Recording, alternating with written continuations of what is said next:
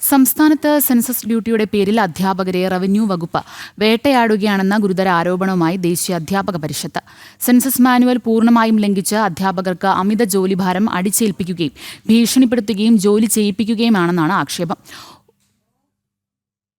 ഒരു house listing ബ്ലോക്കിൽ പരമാവധി 150 വീടുകൾ പാടുള്ളൂ എന്ന സെൻസസ് മാനുവലും റവന്യൂ വകുപ്പ് അട്ടിമറിച്ചു. ജനംബ്രേക്ക്. സെൻസസ് മാനുവൽ പ്രകാരം ഒരു ഹൗസ് ലിസ്റ്റിംഗ് ബ്ലോക്കിൽ പരമാവധി 150 വീടുകൾ മാത്രമേ ഉൾപ്പെടുത്താൻ പാടുള്ളൂ.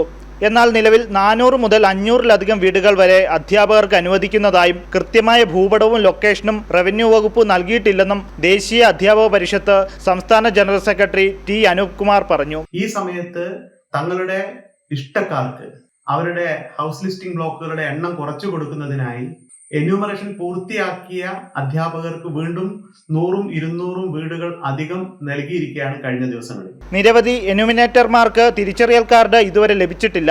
ജോലി പൂർത്തിയാക്കിയ അധ്യാപകർക്ക് പുനർനിയമന ഉത്തരവിലൂടെ വീണ്ടും അധിക ഹൗസ് ലിസ്റ്റിംഗ് ബ്ലോക്കുകളും വീടുകളും ചുരുങ്ങിയ സമയത്തിനുള്ളിൽ നിർബന്ധപൂർവ്വം നൽകുന്നത് അംഗീകരിക്കാനാകില്ലെന്ന് NDU വ്യക്തമാക്കി. അമിത ജോലിഭാരവും മാനസിക സമ്മർദ്ദവും കാരണം നിരവധി അധ്യാപകർ ചികിത്സ തേടേണ്ടി വന്നതായും സംഘടന ചൂണ്ടിക്കാട്ടി. സെൻസസ് പ്രവർത്തനങ്ങൾ മനുഷ്യ സൗഹൃദമായും സെൻസസ് മാനുവൽ അനുസരിച്ചും ക്രമീകരിക്കണമെന്നും നിയമവിരുദ്ധ നിർദ്ദേശങ്ങൾ പിൻവലിക്കണമെന്നും അധ്യാപകരെ ഭീഷണിപ്പെടുത്തുന്ന സമീപനം അവസാനിപ്പിക്കണമെന്നും ദേശീയ അധ്യാപക പരിഷത്ത് ആവശ്യപ്പെട്ടു. ജനം, തിരുവനന്തപുരം.